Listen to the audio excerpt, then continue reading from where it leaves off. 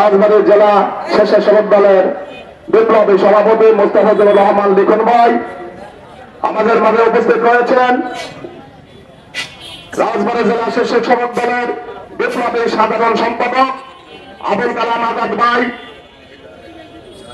মিরাবাদী বাবু, পাংশার উজ্জ্বল, বিভিন্ন ইউনিট থেকে আগত বালিয়াকান্দির উজ্জ্বল এবং বিভিন্ন ইউনিট থেকে আগত প্রিয় বন্ধুরা, সময় সংক্ষিপ্তর কারণে আপনাদের হয়তো অনেকেই বক্তৃতা দেওয়ার সুযোগ পান নাই, এর জন্য আমাদেরকে ক্ষমা সুন্দর দৃষ্টিতে দেখবেন।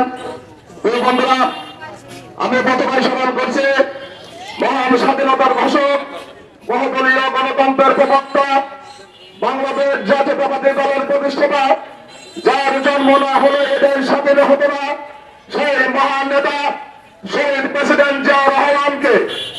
প্রিয় বন্ধুরা, আপনারা জানেন 2008 সালে অগ্রদিনের মহিবাদ্দিনের নীল নকশার নির্বাচনের মধ্য দিয়ে বাংলাদেশের জাতির বুকে একটি দানব সরকার বসেছিল।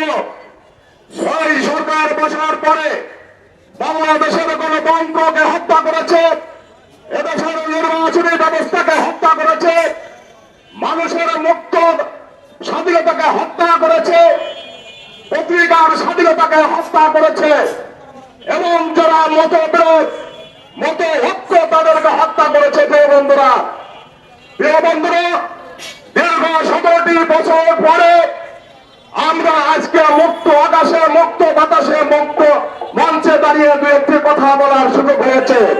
2010 সালে 2 ডিসেম্বর আমাদের প্রিয় নেত্রী, বাংলাদেশের 3 বারের প্রধানমন্ত্রী শহীদ প্রেসিডেন্ট জিয়াউর রহমানের সহধর্মিণী, যিনি 42টি বছর তার সন্তান নিয়ে যে বাড়িতে বসবাস করতেন, সেই বাড়ি থেকে এই স্বৈরাচার শেখ হাসিনা জোর করে তাকে উচ্ছেদ করেছে। প্রিয় বন্ধুরা, 2018 সালের 8ই ফেব্রুয়ারি আমাদের প্রিয় নেত্রী, বিএনপির চেয়ারপারসন দেশ নেত্রী বেগম খালেদা জিয়ার বিরুদ্ধে একটি মিথ্যা ষড়যন্ত্রমূলক মামলা দিয়ে তাকে ওই অন্ধকার কারাগারে নিক্ষেপ করেছে। প্রিয় বন্ধুরা, তাকে ভালো চিকিৎসা হইতে দেয় নাই। সেই কারণে যারা এই অন্যায় অত্যাচার করেছে, বর্তমান সরকারের কাছে দাবি রাখি অবশ্যই তাদের এই বাংলার মাটিতে বিচার হতে হবে। প্রিয় বন্ধুরা, আমাদের ভারপ্রাপ্ত চেয়ারম্যান তারেক রহমান আগামী দিনের বাংলাদেশ, তার বিরুদ্ধে একের পর এক মামলা দিয়ে তাকে বিভিন্ন মামলায় অন্যায়ভাবে জেল দেওয়া হয়েছে।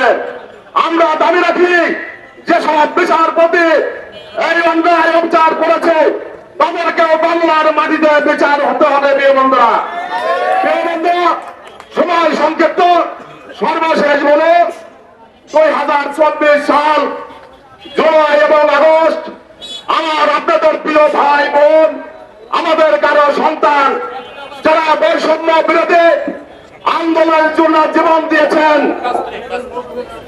এই বিশাল সরকার, এই খুনি সরকার কিভাবে সম্ভব একটি ছাত্রের বুকে শত শত ছাত্রকে গুলি করে হত্যা করেছে। প্রিয় বন্ধুরা, আজকের এই মঞ্চ থেকে দাবি রাখি আমরা এই ছাত্রছাত্রী হত্যার বিচার বাংলার মাটিতে চাই। প্রিয় বন্ধুরা, পরিশেষে সবাইকে আহ্বান রেখে সবাই অনেক কষ্ট করে এসেছেন, সবার মধ্যে কৃতজ্ঞতা জানিয়ে আমি আমার বক্তব্য শেষ করলাম। খোদা হাফেজ।